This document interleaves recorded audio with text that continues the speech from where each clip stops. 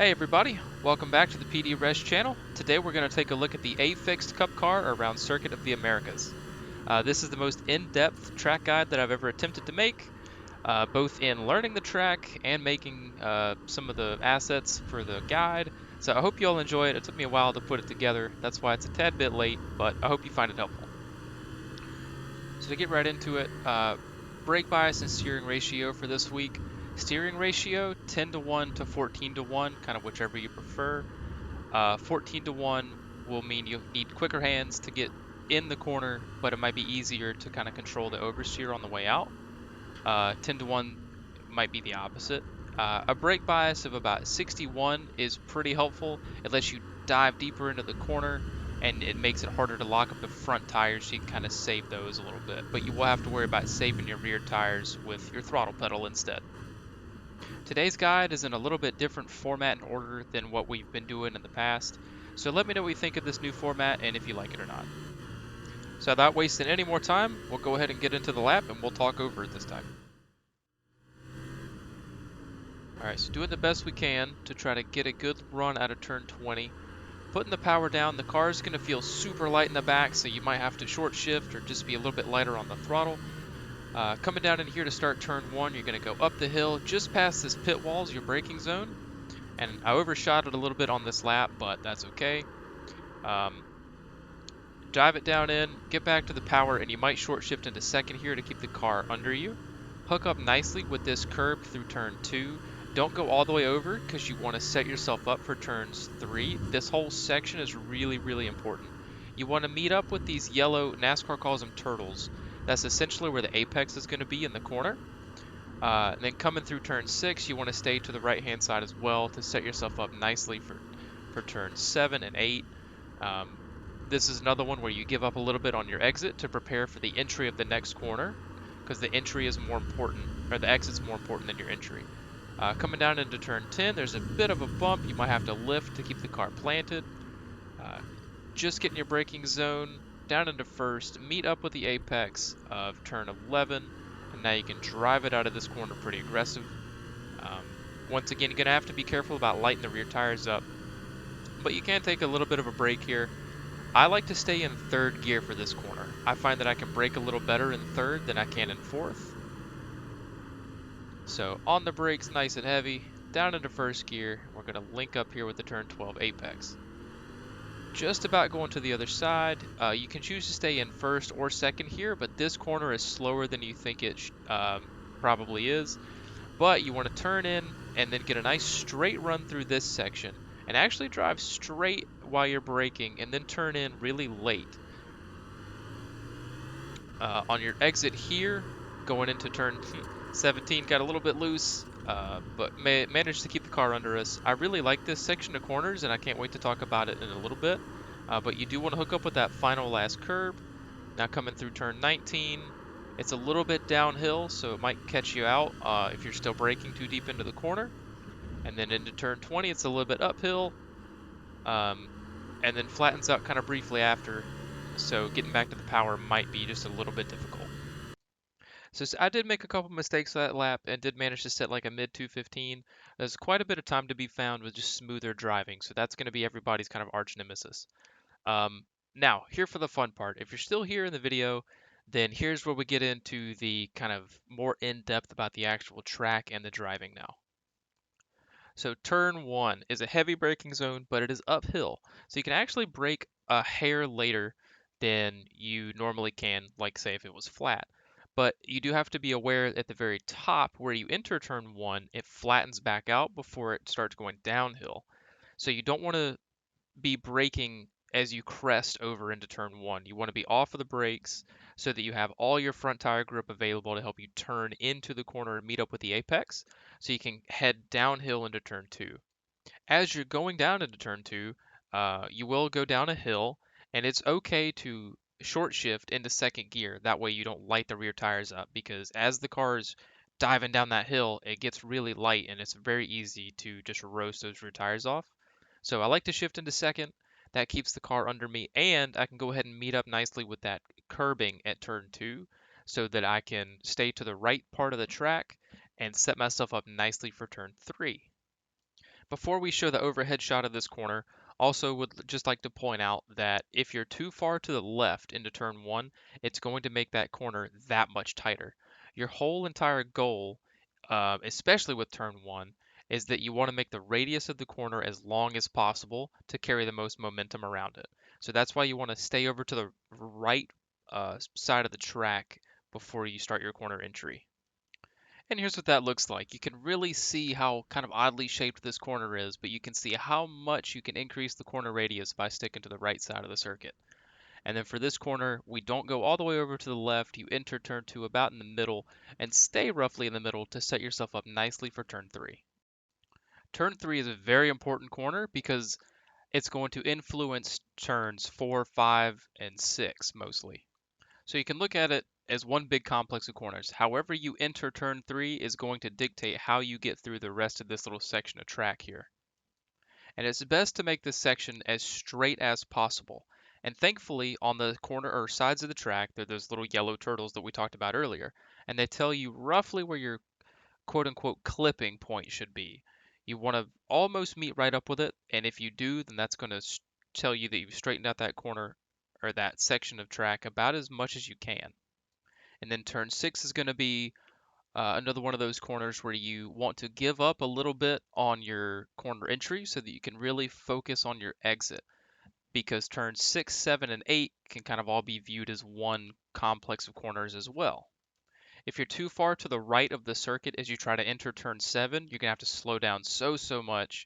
And then when you turn in, you're either going to be going a little bit too fast and then you'll be too far to the right for turn eight, or you'll go the proper speed that you need to and just lose a lot of time because you had to slow down a bit too much. And this whole section of track highlighted in red right now, it's really rough to pass back here, especially in turns 3 through 6. Not really your best passing opportunities. You're focusing here on just minimizing your time loss. You're not really going to gain much on people here unless they make a mistake. And even if they do, it might be in your best interest just to slow down and let them gather back up and not really go for a pass because there's really only one good line through here and everybody's going to be fighting for it. We'll go ahead and take our overhead look at this section of the track. There isn't too awful much elevation change in this section, but you can see just how I lined the car up to straighten out this whole entire section of corner. Now through here, you will be traveling a little bit uphill, so you're going to feel like you have a little bit more grip, but it is still very easy for the car to get away from you as you settle yourself into this next section of corners. And once again, seeing that we just hook up with this curb, which is also going uphill, and then now we're about level back out and about to go back to downhill. This is the part, of course, where you'll have that bump as you head downhill and you head towards the turn 10 braking zone. So you can see by this track map, here's where your next section of kind of elevation changes takes place. And I'm sorry for these blue dots. I don't know why there's artifacting in this, but I could not remove it. So coming out of turn 10, that's where your downhill kink is as you head down towards turn 11. You got this really heavy braking zone, and you're going to want to meet up nicely with that apex. Again, it's a very tight corner, so you want to be on the right hand of the circuit to really make the radius of that corner larger. And then here's your long straight section of track where you get up to about 170, 180 miles an hour. Don't have to worry too much about the elevation change until you get to the braking zone. It is slightly downhill, so you will have to back up your braking just a little bit and um, might have to brake a little bit lighter to avoid locking up any of the tires. From turn 12 to turn 13, 14, and 15, it's all pretty flat. There's not too massive of an elevation change for you to worry about in any of these sections. It's just a very tight bit of the track that you really do want to get right. So turns 13 and 14 are those corners where you really want to straighten this section out as much as possible. At first glance, it might look like it's better to hug the left side of the curb coming out of this little section, but that's going to set you up really poorly for turn 15. You'll already be so far over to the circuit that you have to cut the wheel so hard and slow down so much to stay on track and to make that corner that you'll lose a lot of time. So it's kind of odd, but you'll ignore that left side curb and you'll kind of brake straight and feel like you're going to miss the corner and then turn it in at the last second so that you can get good power out of turn 15 and head towards turn 16. So from the overhead, you'll see your very heavy braking zone into turn 11, and it's another corner that's tighter than 90 degrees, like so many of them are here at this circuit. And then you have to kind of struggle to get the power down. Back of the car feels really light. And then here's our braking zone into turn 12 at the end of that long straight. Once again, greater than 90 degrees. So you want to hang over to that right side of the circuit and then use up all the track on the way out. You have to move over to the left side of the circuit, and here's this little section where you kind of want to ignore this curb on the left side on the exit and straighten out this bit as much as possible. You can see if we were to stick on that left side curb, we'd be pinching off the corner, and by braking straight and kind of feeling like we're driving through the corner, we get a much better exit for this section. And here we find ourselves at the last part of the track.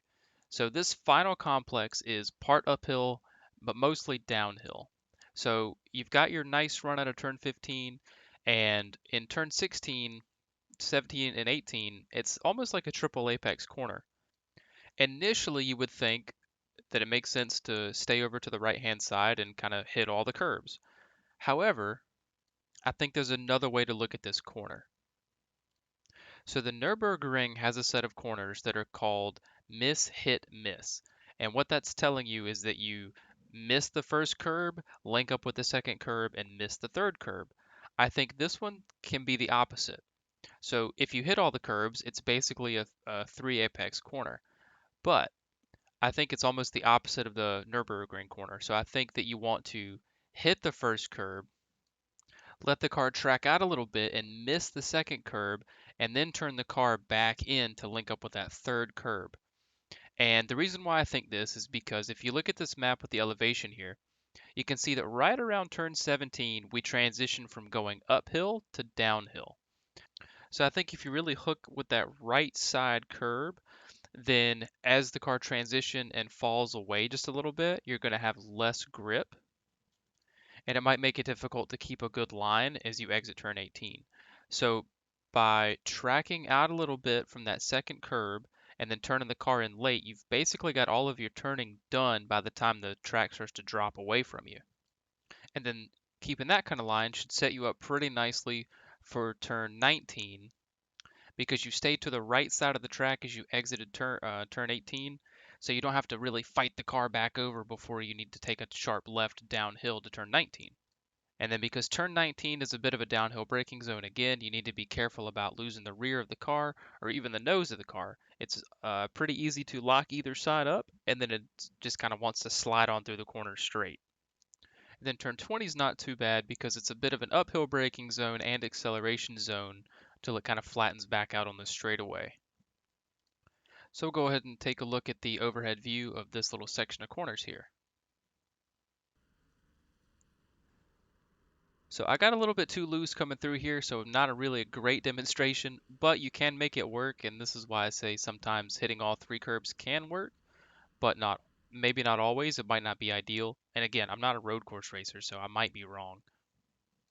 But if we consider the first curb to be the one under the bridge, the second curb to be the shorter one, and the third curb to be the longest one, you can kind of see from this angle why it might be helpful to link up with that first curb under the bridge, let the car track out a little bit, and almost hit the curb on the right or left side of the track, and then turn the car back down to link up for the downhill section as you go um, out of turn 18. Then we have our final little bit of track that I've nicknamed the What a Corner because I'm super lame like that. But you can see this a little bit downhill, and then you travel a little bit uphill before you get to this last corner, which is a little bit more than 90 degrees. And you're going to have trouble putting the power down at this section of track as well, just because you're trying to get as good of a launch as you can out of the corner. So learning courses like this, just a brief overview, whatever corner leads to the longest straightaway is going to be the most important one on the circuit. So as you're getting used to this road course and to others, just kind of keep that in mind. And then here specifically, do be aware of these elevation changes because they can really catch you out. So with that said, that's everything I've got for today's guide. I hope you enjoyed it, and I hope you found some more tricks for the track. Let me know what you thought about the new format. If this goes over well, this might be something I continue to do. So let me know how your race week is going, and good luck at COTA in whatever you're racing and whatever else you might be driving this week. Thank you all for being here for another track guide, and I'll see you all in the next video. Take care.